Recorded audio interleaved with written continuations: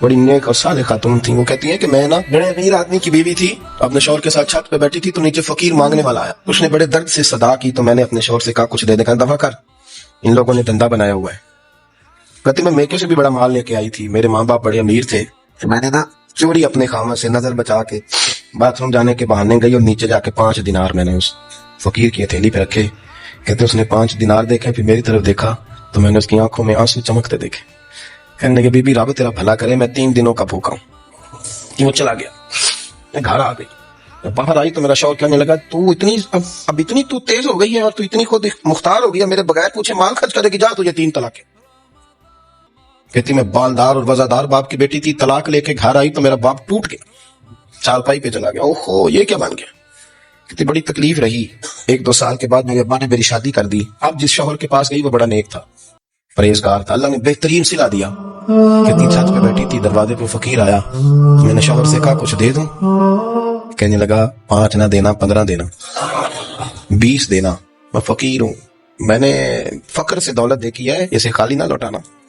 کہتی ہے کہ میں نیچے گئی اور جب میں نے اس کی طرف دینار بڑھائے تو میری چیخ نکلی, پیسے پھینک کے میں بے ہوش ہو کے گری. میرا شوہر نے آ کے اٹھایا, اندر لے گیا, پانی منہ پہ چھڑکا. کہنے لگا تجھے کیا ہوا.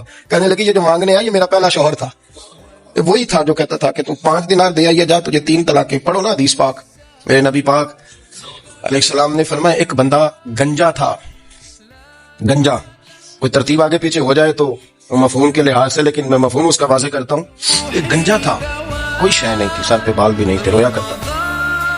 اللہ تعالیٰ نے فرشتے کو بھیجا, تجھے کیا چاہیے. تو کہنے لگا بال آ جائے اور تھوڑا مال آ جائے. فرشتے نے ہاتھ پھیرا تو بال بھی آ گئے تو بکریاں بھی آ گئی, لائنیں لگ گئی, مال ہی مال ہو. دوسرے کے پاس گیا, وہ کوڑا تھا, اس کو جا کے کہا کیا چاہیے. کہنے لگا شفا ہو جائے اور کچھ اللہ تعالیٰ آسانی کر دے. شفا بھی ہو گئی, گائیں بھی دے دی, بھینسیں بھی دے دی, مال ہی مال ہو. پھر ایک کے پاس گیا, وہ اندھا تھا, تجھے کیا چاہیے. اس نے کہا آنکھیں مل جائیں اور کچھ ساتھ اللہ مال دے دے. اونٹ ہی اونٹ ہو گئے. یا بڑا نواز دیا تو پھر مالک نے امتحان لینے کا ارادہ کیا.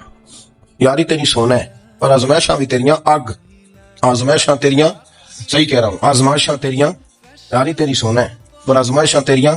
یہ سونا پرکھیا جاوندا ہی پہلو نہ لگاں دے لگ. اللہ نے فرمایا آزمائش کرو. سب سے پہلے گنجے کے پاس آئے, اسے کہا اللہ کے رستے میں کچھ دیکھنے لگا, میرے خرچے ہی بڑے, دیکھو تو صحیح کتنی مشکل میں وقت گزارتا ہوں, حال ہی کوئی نہیں. تو اس نے کہا میں نے تو سنا ہے تو گنجا اور بھوکا ننگا تھا. کہنے لگا میں تو جلدی پوچھتی رہی زیادہ ہوں, تجھے کس پاگل نے کہا ہے, بھاگ جا. اس نے کہا اچھا جیسے تو تھا ویسے ہی ہو جائے. کھیت کھلیان اجڑ گئے, پھر سے گنجا ہو گیا. حضور علیہ السلام فرمانے لگے, پھر وہ اس کے پاس گیا جو کوڑا تھا, اسے کہا کچھ دے. کہنے لگا خرچے ہی بڑے. اب پوچھ لیں کسی امیر آدمی سے, کہا چکی کے نیچے ہاتھ ہے میرا, میرے سے زیادہ تو پریشان بندہ ہی کوئی نہیں.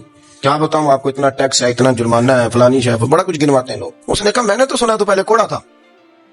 اس نے کہا اچھا دوڑ جا, میں تو رئیس اعظم ہوں, دادا بھی پردادا بھی اور ساری نسل ہی. اس نے کہا اچھا جیسے تو تھا ویسے ہی ہو جائے. پھر وہ گیا اندھے کے پاس اور جا کے کہا اللہ کے نام پہ کچھ دے. تو کہنے لگا رب کے نام پہ, یہ کھڑے ہیں اونٹ, جتنے تیرے دل کرے لے جا. اس نے کہا کیا مانا اس بات کا. کہنے لگا یار تجھے کیا بتاؤں, میں تو اندھا تھا, میں نے تو کبھی دنیا دیکھی نہیں تھی. پھر اس کریم نے فضل کیا تو مجھے بڑا کچھ دکھا.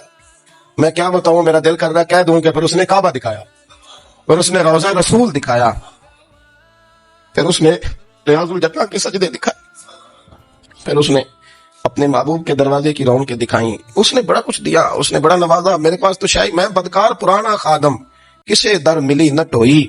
یہ واصف یار نے نظر جو کی تھی, پھر واصف ہی ہوئی.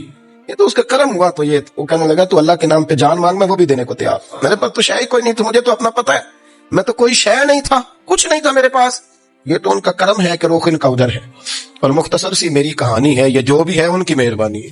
تو وہ کہنے لگا میں بھی کچھ لینے نہیں آیا تھا, تیری آزمائش ہی کرنے آیا تھا. تیری عزتیں بھی سلامت رہیں گی, تیرا مال بھی سلامت رہے گا, تیری شفا بھی. اپنی زندگی میں کبھی بھی اللہ کی بارگاہ سے توجہ ادھر ادھر نہ کریں. چھوڑیں لوگ کیا کرنا ہے, دنیا کیا کہہ رہی, کبھی بھی اپنی توجہ دائیں. ہمارا یہ مسئلہ بن گیا کہ ہماری سیاست ہے, ہماری دنیا داری ہے, ہم بندوں کو راضی کرنا چاہتے ہیں. ہم دیکھتے ہیں کون کس طرح, اور آپ یقین کریں آپ تھک جائیں گے, بندے راضی نہیں ہوں گے, وہ نہیں راضی ہوتے. آپ ان کو منا کے لائیں گے تو ادھر والے نکل جائیں گے, ادھر کو منائیں گے تو ادھر والے نکل جائیں گے. اس چکر سے باہر آئیں, اس رب کو راضی کریں جو فرماتا ہے ان الذین آمنوا وعملوا الصالحات سیجعل لهم الرحمن ودا. فرمایا تو ایمان لانے کے بعد نیک عمل کر, میں لوگوں کے دلوں میں تیری محبت پیدا کر دوں. رحمان لوگوں کے دلوں میں محبت ڈال دے گا, اللہ لوگوں کے دلوں میں. اپنی نظر ہمیشہ اپنے رب پہ رکھیں, اتنی لمبی چوڑی دنیا داروں سے امیدیں نہ وابستہ کریں. میں نے دیکھا ہے لوگ کاسال ایسی کرتے ہیں, کبھی اس کے دروازے پہ کبھی اس کے دروازے پہ.